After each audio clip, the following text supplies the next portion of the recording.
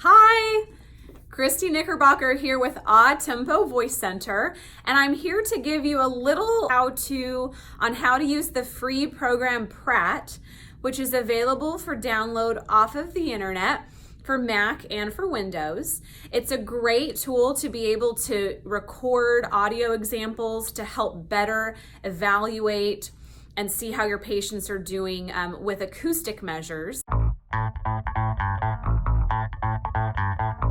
Hey there, this looks familiar. Here we are on the floor administering an assessment for your speech room at your private practice, your clinic, or your school.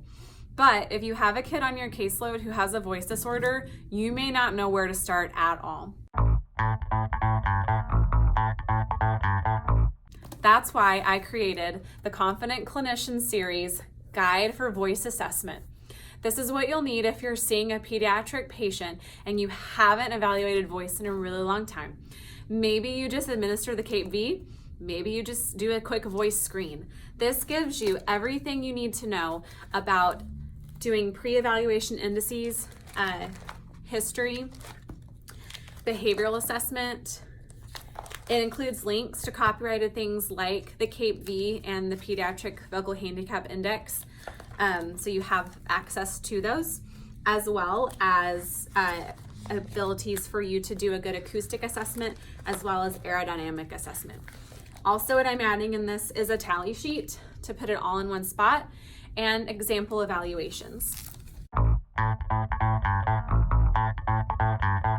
The best part about this is every single portion is tied to a group of cards. So you're able to provide this either on a ring or with the patient flipping it to play a game. So you make sure you're not missing any questions. The child is entertained as you continue to evaluate.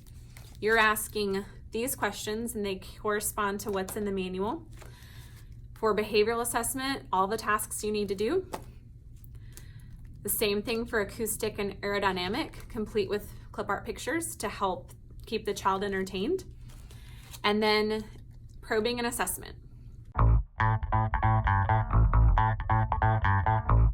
The best part is what I use in my clinic all the time, this Excel spreadsheet.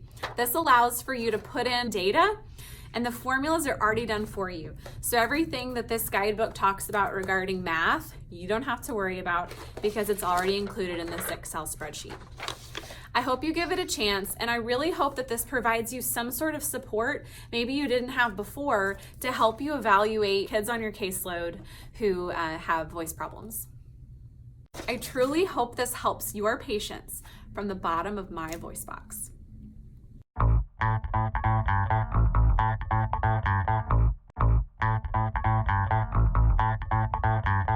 The first thing you want to make sure you have is an audio interface. I like the Yamaha Audiogram 6 because it helps streamline acoustic input and it allows for us to reduce the amount of discrepancies in how we're taking acoustic data for our patients.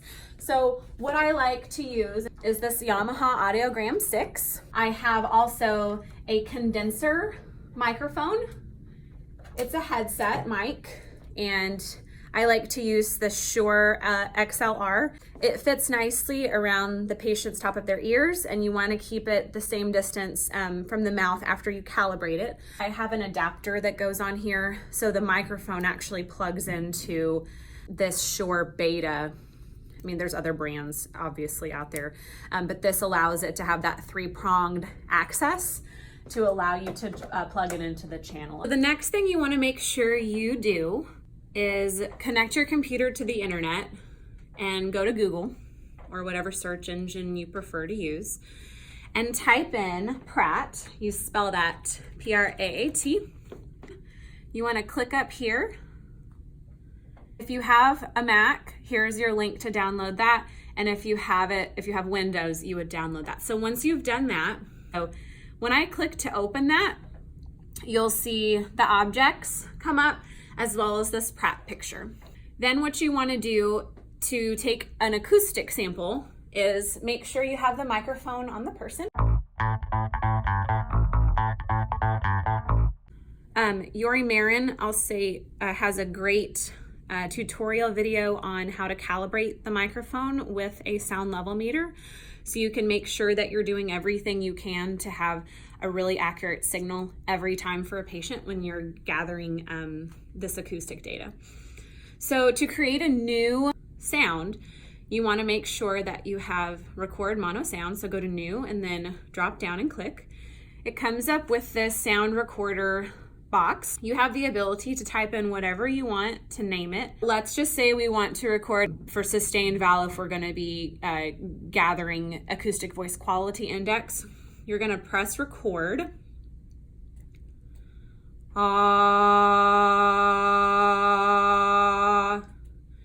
I press stop. So nothing has happened in this object bar yet. That's because you haven't saved anything. We want to name that SV for sustained vowel. Then we want to save to list because we want to do some other recordings. So when I press save to list, you see that it pops up there. Let's look at that for just a second. I'm going to close it.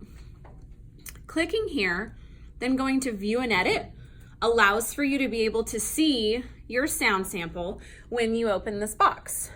So if you click here in this middle line, you'll be able to hear what you recorded.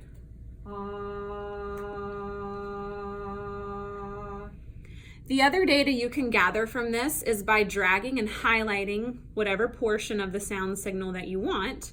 You can find out here that it was 3.8 seconds long. You can find out here that it was 202 hertz on average, so there's your average pitch. If you look here, it's kind of hard to see the decibel level. It says 61.96. You can also, after you've drug and highlighted, go to intensity and say get intensity, or just press F8 and a little box will come up with that same 61.9. The same thing will occur if you wanted average pitch. You could say get pitch, and there's your 202.37, which is the same thing as your 202.4. Let's say we wanted to gather a high pitch. Go to new, record mono sound. You can type in high if you like. Then press record.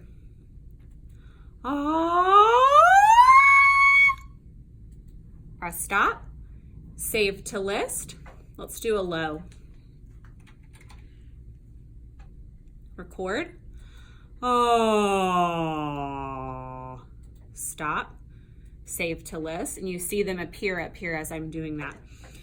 Then maybe you want to have them read the rainbow passage. So I usually save this as a rainbow, or I'll do my initials, Christy Knickerbocker, rainbow, and then I'll usually do the date, 07/30/19.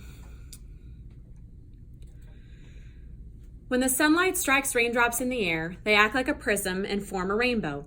The rainbow is a division of white light into many beautiful colors. These take the shape of a long round arc with its path high above and its two ends apparently beyond the horizon. We stop, we save to list.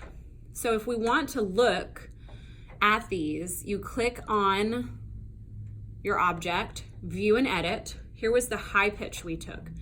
So if you're touching with the mouse, right up here at the highest point, 1108 hertz. If you want to look at low, down here, pressing where it's low at 129 hertz. So you would use those things to calculate a voice range profile of sorts. And then if you want to hear the rainbow passage, there it is. So you can see that this was 16 seconds long. And if you want to know my average phonal frequency, I usually take a chunk that I can see. If you're recording too long, I'll show you that in a second. Drag in and select what you want the average for, and then you can see my average pitch here is 264 hertz. What happens if you've recorded something that's way too long to see? I'll be dysphonic too. When the sunlight strikes raindrops in the air, they act like a prism and form a rainbow. The rainbow is a division of white light into many beautiful colors. These take the shape of a long round arch with its path high above and its two ends apparently beyond the horizon.